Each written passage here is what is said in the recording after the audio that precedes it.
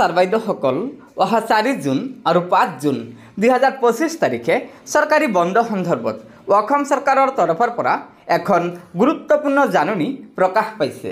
হয়, এয়া চাওক, অসম চৰকাৰৰ শ্ৰীভূমি জিলাৰ জিলা আয়ুক্তই এই নিৰ্দেশনাখনৰ জৰিয়তে জনাইছে যে শ্ৰীভূমি জিলাত হোৱা অবিৰত আৰু ব্যাপক প্ৰচণ্ড বৰষুণৰ ফলত শ্ৰীভূমি জিলাৰ সকলো শিক্ষানুষ্ঠান অহা 4 জুন আৰু 5 জুন 2025 তাৰিখে বন্ধ থাকিব। ইয়াৰ বাবে যোগ্য কৰ্তৃপক্ষৰ অনুমোদন আছে।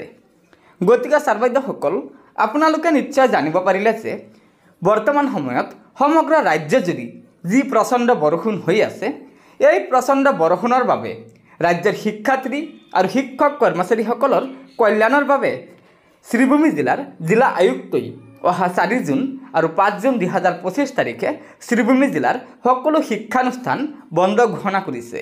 গতিকে ছাৰ বাইদেউসকল, লগৰ বন্ধুবৰ্গক এই ভিডিঅ'টো শ্বেয়াৰ কৰি আজিৰ এই গুৰুত্বপূৰ্ণ খবৰটো জনাই দিব আৰু নতুনকৈ অহা ছাৰ বাইদেউসকলে অনুগ্ৰহ কৰি আমাৰ এই চেনেলটো ছাবস্ক্ৰাইব কৰি ল'ব। ধন্যবাদ। জয় আই অসম।